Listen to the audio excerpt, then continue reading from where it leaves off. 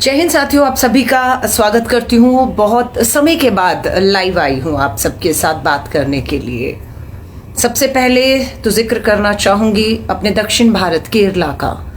जैसे मैंने कहा, मालूम नहीं देश में क्या चल रहा है, किस दौर से देश गुजर रहा है, कितनी विपदाएं आ रही हैं। उसमें केरला में जिक्र करना चाहूँगी। केरला में भारी बारिश की वजह से काफ़ी लोगों की जान चली गई है, मकान पूरे के पूरे ढह गए हैं, जान माल का नुकसान हुआ है। मैं केरला के लोगों के लिए संवेदनाएं रखते हुए हम सब, पूरी भारतीय राष्ट्रीय कांग्रेस श्री राहुल गांधी जी के नेतृत्व में वहाँ पर जो भी मदद वहाँ के स्थानीय लोगों को पहुँचाई जा सकती है वो मदद पहुँचाने का काम कर रहे हैं। मैं केरला के लोगों को कहूँगी, ये आपदा आप पर आई है, पर ये आपदा में हम सब आपके साथ हैं और दुआ करते हैं कि केरला इस आपदा से बाहर निकले और जिंदगियां वापस पटरी पर लौट सके।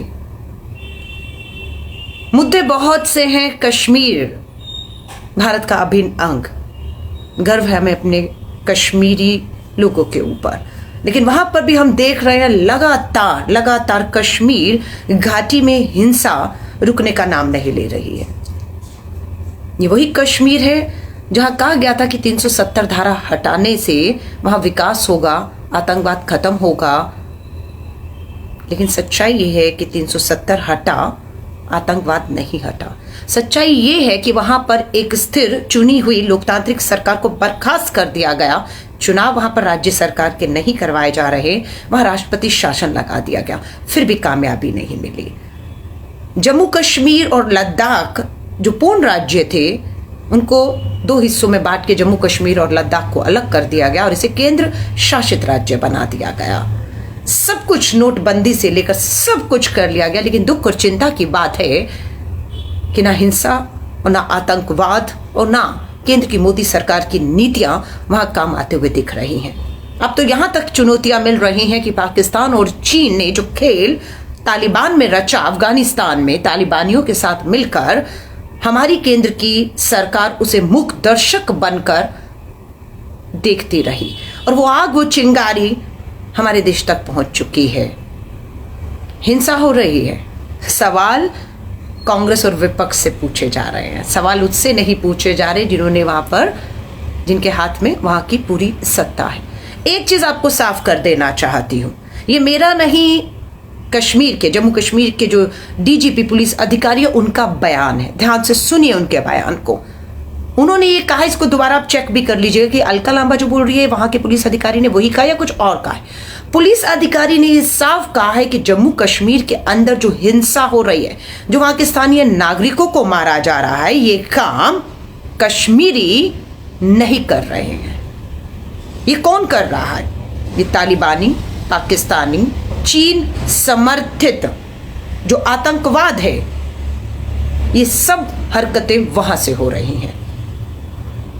यहां पर दिखाने की कोशिश है कि हमारे जो कश्मीर में बहुसंख्यक हम मुस्लिम्स को बोलते हैं और जम्मू और कश्मीर में अल्पसंख्यक हम लोग जो है वो हिंदुओं को या फिर कश्मीरी पंडितों को बोलते हैं। वहां साफ पुलिस अधिकारी ने कहा है कि इसे इस नजरिए से दिखाने की कोशिश की जा रही है कि जम्मू कश्मीर के बहुसंख्यक वहां के अल्पसंख्यकों के ऊपर हमला कर रहे हैं। ये डीजीपी ने कहा, ऐसे दिखाने की कोशिश की जा रही है, जबकि हकीकत ये है कि वहां की मस्जिदों से जो है ये दुआएं हो रही हैं और अपील की जा रही है कि हमारे जो मुस्लिम भाई बहन है वो हमारे कश्मीरी पंडित भाई बहनों के साथ मिलकर खड़े हैं और वो ऐलान कर रहे हैं कि वो छोड़कर ना जाए। उनकी ढाल, उनकी सुरक्षा की जिम्मेदारी अगर केंद्र और जम्मू कश्मीर में बैठी सरकार नहीं ले पा रही तो वो लेंगे एक दूसरे की जिम्मेदारी। यही तो मेरा भारत है असली। लेकिन इसे ऐसे दिखाने की कोशिश की जा रही है कि कश्मीर में हिंदू और मुस्लिम लड़ रहा है। ठीक उसी तरह जिस तरह से आज पंजाब में खालिस्तान के नाम पर सर उठाकर हिंदू और सिखों की लड़ाई दिखाने की कोशिश की जा रही है। यही हाल जम्मू कश्मीर में है। हमारे जवान, नौजवान पिछले एक हफ्ते में शहीद हो गए, ज्यादातर पंजाब से थे। नागरिक शहीद हो रहे हैं, जवाब दे, जिम्मेदारी किसकी? केंद्र की, भाजपा की, मोदी सरकार की नहीं, राहुल गांधी से सवाल।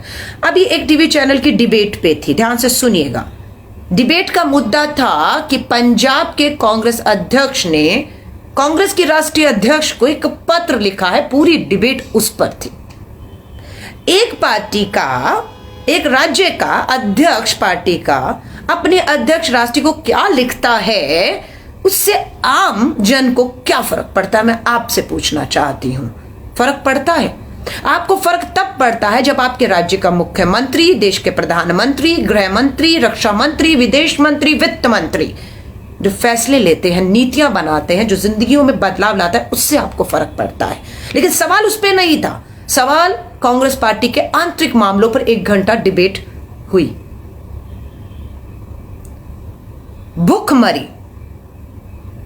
भूखमरी के वैश्विक आंकड़े आए हैं। भारत 116 देशों के, कुल 116 देशों में 101 नंबर पर खड़ा है। 101। और हमसे बेहतर कौन है? हमसे बेहतर करने वाले हमारे पड़ोसी देश बांग्लादेश, नेपाल, भूटान, पाकिस्तान। भूखमरी में वो हमसे बेहतर है। वहां पर कम भूखमरी है, यहां अधिक भूखमरी से लोग कुपोषित हो रहे हैं, हमारे 10 लाख बच्चे। मुद्दा तो ये था नहीं ना, ये कुपोषण, भूखमरी मुद्दा नहीं था। भाजपा के एक नेता ने सीखा, आप अपने घर में बच्चों को जब कहते खा लो खा लो, बच्चे खाते नहीं, नखरे करते हैं, उन्हें बहुत जबरदस्ती खिलाना पड़ता है। भाजपा नेताओं का तो कहना है कि देश में अनाज की कमी नहीं है, बच्चे खाना नहीं खाना चाह रहे, वो भूखे रह के कुपोषण का शिकार होकर देश की मोदी सरकार को बदनाम करना चाह रहे हैं। हमारे देश के बच्चे खाना ही नहीं चाहते हैं, उनको तो पिज्जा चाहिए, उन्हें तो KFC का बर्गर चाहिए, इनको ये खाना नहीं चाहिए। इसलिए वो सरकार को, मोदी सरकार को बदनाम करने के लिए खा ही नहीं रहे हैं। इसलिए हमारा देश भुखमरी और कुपोषण में यहां खड़ा हुआ है। उन्होंने तो यही कह दिया, वैश्विक आंकड़ों पे ही हमें भरोसा नहीं है। तो वही बात है, बच्चे नहीं आपके खाना चाह रहे, कोई भुखमरी नहीं है इस देश में। और हाँ, भाजपा के नजरिए से देखिए, उसका चश्मा पहनिए आप ये मत देखिए कि 116 देशों में भारत 101 नंबर पे, पाकिस्तान, चीन, बांग्लादेश हमसे बेहतर। आप ये भी तो देख सकते हैं कि 15 देश, 116 में 15 देश हमसे भी नीचे हैं। सोमालिया और साउथ अफ्रीका कंट्री के देश। आप नजरिया बदलिए, आप ये देखिए कि हमसे नीचे 15 और देश हैं। खुश होइए देखकर कि हम 15 देश हमसे नीचे हैं। अब एक और घटना होती है, सिंघू बॉर्डर, किसान आंदोलित है, बिना हिंसा हुए किसान लगातार आंदोलन कर रहा है। लेकिन 2 दिन के पहले एक शर्मनाक घटना हमारे सामने आती है कि एक शख्स, कहा जाता है कि एक धर्म विशेष का अपमान कर रहा था, इसलिए कुछ लोगों ने मिलकर उसके हाथ और पैर काट डाले। और उसके बाद क्या उनको एहसास हुआ कि उन्होंने क्या किया है? नहीं, उनको बिल्कुल एहसास नहीं हुआ। उन्होंने कहा, कोई भी ऐसा करेगा, हमारे धर्म ग्रंथों का अपमान करेगा, तो हम उनका यही हाल करेंगे, उनका हाथ पैर काट डालेंगे। कौन सा धर्म है ये?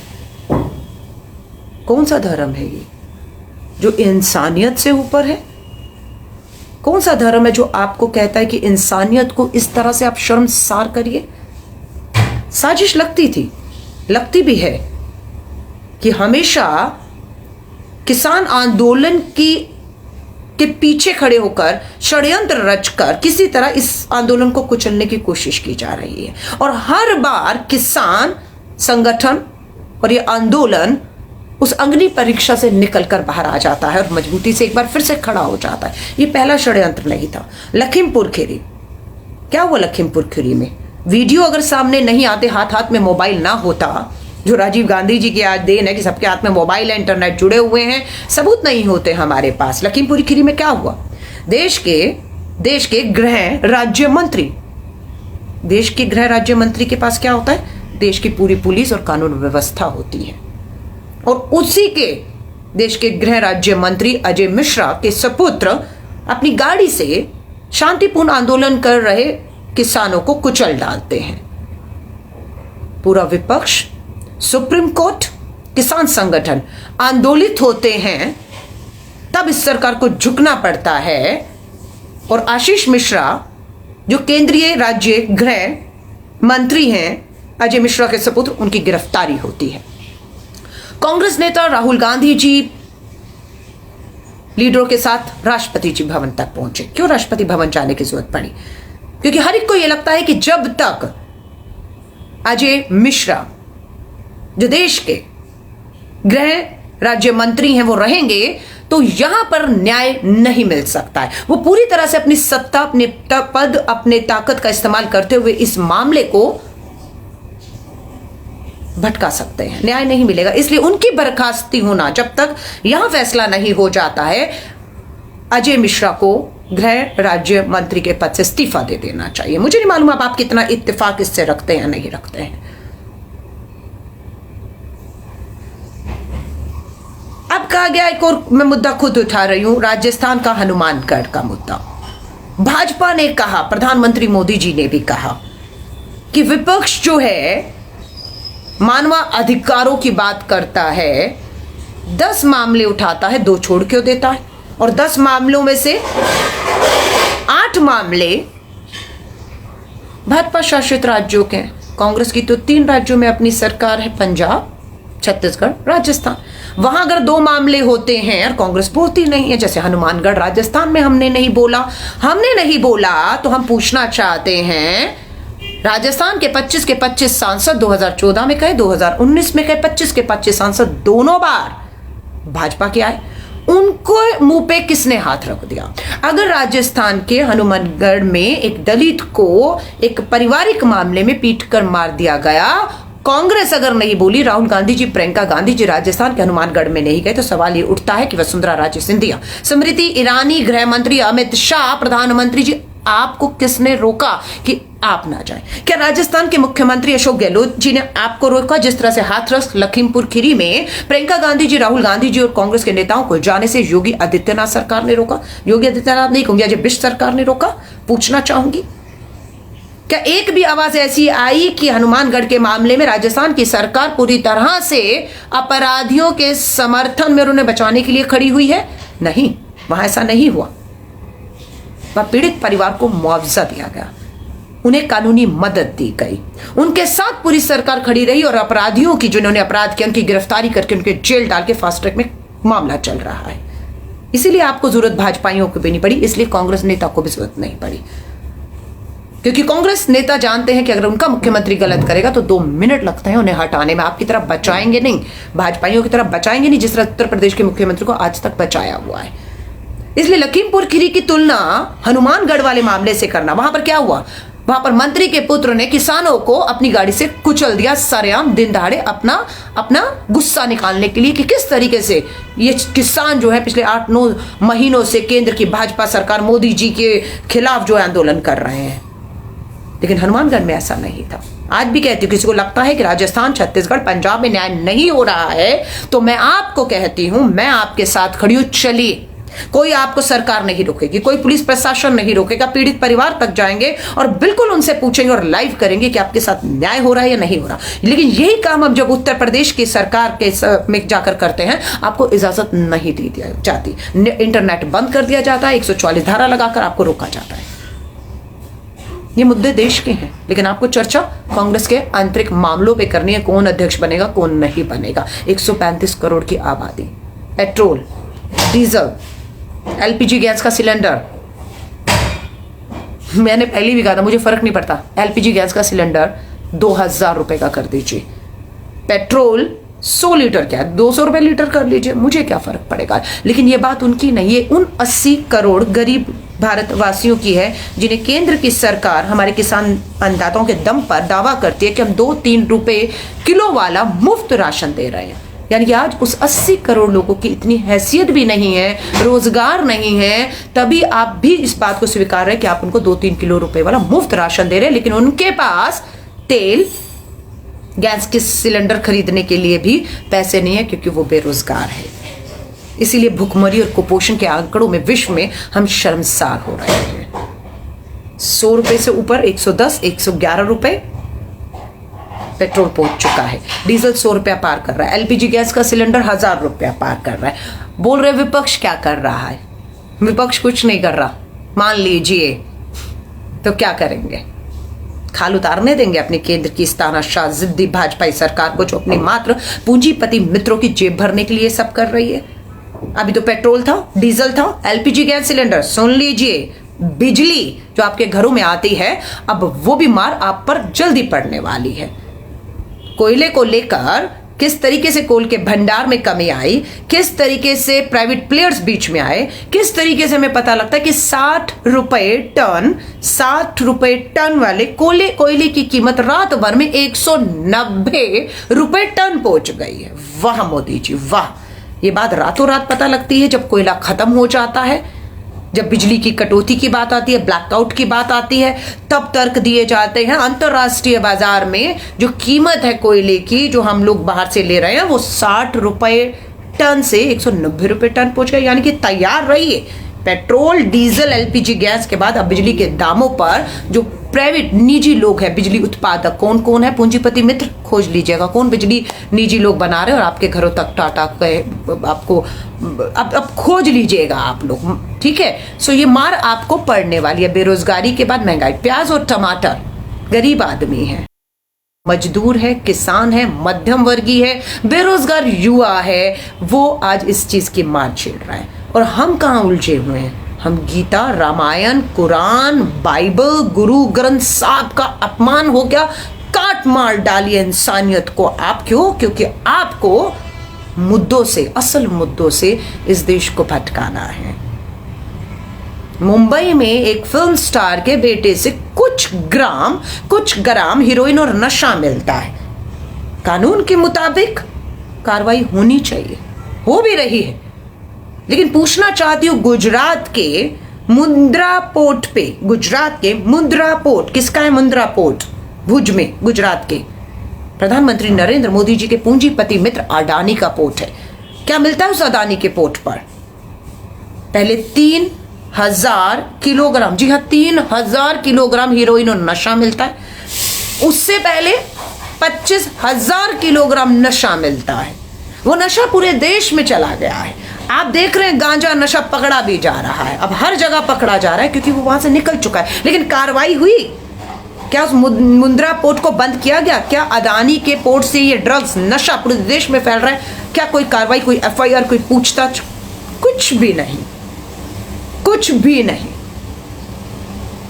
आप जब छोटी छोटी हरकतें करते हो ना, तब सरकार को गुस्सा आता। क्या 1-2 ग्राम का इतना बड़ा फिल्म स्टार, उसका बेटा 1-2 ग्राम अगर नशा करेगा तो देश की मोदी सरकार की बदनामी है, उस पर तो कार्रवाई होनी चाहिए थी। काम करो, अडानी जैसा बड़ा 1000 करोड़, जी हाँ 1000 करोड़ रुपया अडानी की प्रतिदिन, जी हाँ प्रतिदिन की कमाई है। करो तो बड़ा करो। 3000 किलोग्राम, 25,000 किलोग्राम की हीरोइन लाइए, आप पर कोई हाथ मार जाए। देखिए ना किस तरह से ये सब लोग सुरक्षित हैं। नशा आ रहा है, भुखमरी, महंगाई, गरीबी, कुपोषण, पेट्रोल डीजल, फर्क नहीं पड़ेगा आपको। यूं ही खामोश रहिएगा और इंतजार बस करते रहिएगा विपक्ष कब बोलेगा, गोदी मीडिया कब बोलेगा। कहा ना अभी डिबेट में थी, गोदी मीडिया को एजेंडा मिला हुआ है, बात कांग्रेस के आंतरिक मामलों पे करो। उनके आंतरिक मामलों, किसको अध्यक्ष बनाया जाएगा, किसको नहीं बनाया जाएगा, चुनाव कब होगा, कब नहीं होगा, सारी बात इस पे करिए। पंजाब के कांग्रेस अध्यक्ष ने क्या पत्र लिखा, उस पत्र की 15 लाइनों पर, 15 बिंदुओं पर चर्चा करो, लेकिन देश के मुद्दों पर चर्चा नहीं होनी चाहिए। और मुझे लगता है कि सब आपको भी मंजूर है। विपक्ष ने क्या किया? हम लोगों ने महंगाई को लेकर धरना प्रदर्शन, रैली, डिबेट, प्रेस कॉन्फ्रेंस की, संसद में सवाल उठाए। राहुल गांधी जी ट्रैक्टर से लेकर साइकिल तक हर लोकतांत्रिक जो तौर तरीका होता ना, गांधीवादी तरीका, सब अपना लिया हम लोगों ने। लेकिन इस सरकार के कान में जू तक नहीं रेंग रही और वो हमें ऐसा लगता है चुनौती देता है। जब हम आवाज उठाते हैं महंगाई के खिलाफ, अगले दिन ऐसा लगता है सरकार गुस्से में आ गई, आपकी हिम्मत कैसी हुई? और अगले दिन फिर पता लगता है पेट्रोल, डीजल और एलपीजी गैस सिलेंडर के दाम बढ़ा दिए गए हैं। अब तो ऐसा लगने लग गया कि खामोश रहने में ही बेहतरी है, आप चुप रहिए। क्योंकि जब आप बोलते हैं, विपक्ष बोलता है जनता के लिए, देश के लिए, देश साथ नहीं ऐसा लगता उन्हें दे रहा है, इसलिए गुस्सा निकालती है केंद्र की भाजपा सरकार। चलिए मुबारक हो आपको सब। चीन चुनौती आपको दे ही रहा है, फर्क नहीं पड़ता है। चीन ने जो कहते थे आंख लाल करके दिखाएंगे, चीन ने केंद्र की भाजपा कायर सरकार को आंख लाल करके दिखाई और वीडियो पोस्ट किया। विश्वास करेंगे, चीन ने वीडियो पोस्ट किया। उस वीडियो में उसने दिखाया कि भारतीय सैनिकों को किस तरीके से उन्होंने निर्ममता से मारा है। आंखों पे पट्टी बांधकर, हाथों को पीछे बांधकर वो हमारे बॉर्डर के अंदर तक छोड़ कर गए। वो वीडियो चीन ने पोस्ट किया, लेकिन भारत की केंद्र की मोदी सरकार की हिम्मत नहीं कि चीन को मुंह तोड़ जवाब दे सके कि हमारे सैनिकों के साथ ये अपमान बर्दाश्त नहीं किया जाएगा। लेकिन नहीं, आवाज नहीं उठा रहे। इवन कि अब तो ये सुनने में आ रहा है कि 37 साल से जो भारत और भूटान के संबंध थे, 37 साल बाद वो भूटान भारत से दूर होकर चीन के पास चला गया है। भारत और भूटान में बहुत से समझौते हुए हैं। अभी ये 37 सालों के बाद हो रहा है। जो नेपाल, जो भूटान हमारे सबसे मजबूत पड़ोसी राज्यों में हमारे मित्र माने जाते थे, आज वही नेपाल और वही भूटान चीन की गोद में चले गए हैं। और भारत के खिलाफ नेपाल और भूटान नहीं हो सकते। लेकिन आपको पता है, चीन, भूटान और नेपाल हो, सिक्किम हो, लद्दाख तक चीन के साथ, आप पाकिस्तान के साथ मिलकर, तालिबानियों के साथ मिलकर हमारे देश को कितना नुकसान पहुंचा सकते हैं। थोड़ा सा ध्यान से सुनिएगा, सिर्फ अनुभव है, 27 साल का बता रही हूं। जम्मू कश्मीर में कट्टर किस एक संगठन को कहा जाता था?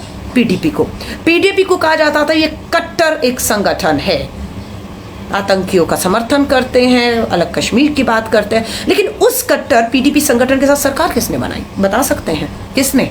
केंद्र की भाजपा, आरएसएस, बीजेपी, मोदी सरकार ने उसी पीडीपी के साथ वहां सरकार बनाई। उसके बाद तमाशा आज तक आप देख रहे हैं। आप आज ये पंजाब में आतंकवाद चरम पर था। कांग्रेस के समय पर आतंकवाद को खत्म किया गया, कुचला गया, वहां पर एक लोकतंत्र कायम किया गया और एक सरकार बनाई गई। लेकिन जो खालिस्तान था, जो कट्टरवाद था उस तरफ का, वो अकाली दल, शिरोमणि अकाली दल, बादलों का, किसने उसके साथ तालमेल करके सरकार वहां 10 साल तक चलाई? इन्हीं भाजपाइयों ने। आज क्या किया? आज दोनों अलग हो चुके हैं और वापस खालिस्तान पंजाब में सर उठाकर आज हमें चुनौती दे रहा है। आ जाइए तमिलनाडु में, AIADMK कट्टर, किसने उसके साथ समझौता करके सरकार तमिलनाडु में चलाई और वहां पर हमें चुनौतियां पड़ोसी देश से मिलती रही? भाजपा ने। और आज वो कहां है? पंजाब देख लीजिए, जम्मू कश्मीर देख लीजिए, तमिलनाडु देख लीजिए, तीनों जगह कट्टर लोगों के साथ सरकार इन्हीं कट्टर संघियों ने बनाई और एक एक को करके तीनों राज्यों में इस्तेमाल करके दूध में से मक्खी की तरह छोड़ा। और आज इनसे वो राज्य संभल नहीं रहे हैं। आज वहीं से हमें चुनौतियां मिल रही हैं। समझना होगा देश को, इतना आसान नहीं है। क्योंकि टीवी डिबेट्स में हम चाहते तो हैं कि लोग देखें और सुने कि पक्ष और विपक्ष देश के ज्वलन मुद्दों पर क्या तर्क और वितर्क दे रहा है, लेकिन नहीं, वहाँ तो कुछ और ही चल रहा है। वहाँ ये जो मुद्दे मैंने आपको बताया है, जो बेरोजगारी युवाओं को, नशा, महंगाई, किसानी, हमारी सरहदों पे मिलती चुनौतियां, हमारे हिंसा लगातार, धार्मिक उन्माद की बात करें, फर्क ही नहीं पड़ता है। सारे सवाल कांग्रेस नेता राहुल गांधी जी से करिएगा। क्योंकि अगर किसी में दम है तो वो सवाल करेगा देश की केंद्र की भाजपा सरकार, देश के प्रधानमंत्री नरेंद्र मोदी जी से सवाल करेगा। अगर किसी में दम है तो पूछेगा उनसे सवाल। आज देश किस कगार पर लाकर आपने खड़ा कर दिया है? हमारी अर्थव्यवस्था हो, भुखमरी हो, बेरोजगारी हो, महंगाई हो, सवाल हिम्मत नहीं है। मीडिया में तो हिम्मत नहीं रही। और जो दूसरे हमारे कहने को तो भाजपा के विपक्षी हैं, लेकिन ऐसा लगता है कि सवाल वो भी जब कांग्रेस से करते हैं तो भाजपा की बी टीमें बनकर वो भाजपा को मदद करते हैं और हमसे सवाल करते हैं। सवाल कीजिए हमारे नेता श्री राहुल गांधी जी से, जितने सवाल करने करिए। वो मोदी जी की तरह डर के घर में घुसकर नहीं बैठे हुए, वो प्रेस कॉन्फ्रेंस करते हैं, घर से निकलते हैं, अपने पार्टी के मुख्यालय में आते हैं, प्रेस कॉन्फ्रेंस करते हैं और मीडिया के सवाल जो केंद्र से होने चाहिए वो विपक्ष से करते हैं। श्री राहुल गांधी जी जवाब देते हैं। लेकिन क्या ये काम 7 सालों में देश के प्रधानमंत्री नरेंद्र मोदी जी से आप और हम उम्मीद नहीं करते? क्या आइए ना प्रधानमंत्री नरेंद्र मोदी जी, देश की 134 करोड़ की आबादी के मन में भी बहुत सवाल उठ रहे हैं। वो जवाब चाहता है देश की सरकार से। आइए एक प्रेस कॉन्फ्रेंस करिए और मीडिया को भी हिम्मत एक दिखाने दीजिए कि वो जनता के ज्वलंत सवालों के जवाब और हल आपसे मांग सके। लेकिन नहीं, नहीं, हिम्मत नहीं है, हिम्मत नहीं है। पूरी तरह धार्मिक उन्माद। चलिए, भगवान भला करे। इस देश का फर्क मालूम नहीं आपको और हमें पड़े ना पड़े कि इस देश के करोड़ों लोगों को फर्क पड़ता है। जो गरीबी रेखा से 13 करोड़ लोग नीचे चले गए हैं, जिनके पास खाने की 2 वक्त की रोटी नहीं है, ये सच्चाई है। ये अगर आप स्वीकारेंगे नहीं ना, तो आप इस देश के साथ धोखा करेंगे, आप उनकी कोई मदद नहीं करेंगे। सबसे पहले तो आपको स्वीकारना होगा कि हाँ, हमारे देश की अर्थव्यवस्था चरमरा चुकी है। आपको स्वीकारना होगा कि युवा बेरोजगार भटक रहा है। आपको स्वीकारना होगा कि देश में सरहदों से करोड़ों रुपया, नशा, हथियार, आतंक जो आ रहा है, आपको स्वीकारना होगा और अपनी सरहदों को मजबूत करना होगा, जो आप स्वीकार नहीं रहे। ना कोई आया था, ना कोई आया हुआ है। हमारे सैन्य अधिकारियों की चीन से फिर क्या बात चल रही है, किसी को समझ नहीं आ रहा। उत्तराखंड तक वो घुस के जाते जाते हमारा पुल तोड़ जाते हैं और आप उनसे बात नहीं करते। हमारे सैनिकों की वो वीडियो पोस्ट करते हैं और आपका एक जवाब नहीं आता है। चलिए, मुबारक हो आपको ये सब, और सिर्फ उन गरीब लोगों के लिए, मध्यम वर्गीय लोगों के लिए, बेरोजगार युवाओं के लिए सिर्फ दुआएं कर सकते हैं, सिर्फ दुआएं। उससे ज़्यादा हम कुछ नहीं कर सकते। और जो विपक्ष से उम्मीद करता है, खासतौर से कांग्रेस से, मैं आपसे कहूंगी, उम्मीद करने से पहले एक बार तो सोचा होता कि क्या आपने 2014 और उसके बाद 2019 में कांग्रेस को वोट देकर एक मजबूत विपक्ष के तौर पर पेश करने की आपने कोशिश की, या चूक आपसे भी हो गई कि जितना मजबूत पक्ष था लोकतंत्र के इस पहियों को चलाने के लिए, उतना मजबूत विपक्ष भी होना चाहिए। क्योंकि जब सरकारें, चुनी हुई सरकारें बेलगाम हो जाएं, तानाशाह हो जाएं, गरीब को कुचलकर अपने पूंजीपति मित्रों की मात्र जेब भरने में लग जाएं, ऐसे समय पर एक मजबूत विपक्ष की भी जरूरत होती है। तो क्या चूक देश के लोगों से नहीं हुई? एक देश को मजबूत विपक्ष भी देना चाहिए था। और आज उम्मीद कांग्रेस, विपक्ष, राहुल गांधी, हम लोकतांत्रिक तरीकों, गांधीवादी तरीकों से जिस तरह भी सरकार को जगाने का काम कर सकते हैं, जब हमें पता है कि हमारे साथ जो है संवैधानिक संस्थाएं कहे, मीडिया कहे, कोई नहीं है हमारे साथ, लेकिन हमारे साथ देश की जनता है और जनता की आवाज उठाना हम सबका फर्ज है, उस गरीब कुचले हुए की। ठीक है, त्योहार आ रहे हैं, दिवाली आ रही है, दशहरा आ रहा है, भैया दूज आ रहा है, छठ पूजा आ रही है, और उन सबको मुबारक, जिनके जेब में पैसे हैं, जिनकी सेविंग है, जिनकी नौकरियां हैं, जिनको पेट्रोल डीजल नहीं चुभ रहा, उनको मुबारक ये सब त्योहार। लेकिन उन्हें कैसे कहूं जिनके घर के चूल्हे ठंडे पड़े हुए हैं, जिनके बच्चों के पास खाने की रोटी नहीं है, जो कुपोषण और भुखमरी का शिकार है, उन्हें कैसे कहें दिवाली मुबारक हो? कैसे कहें?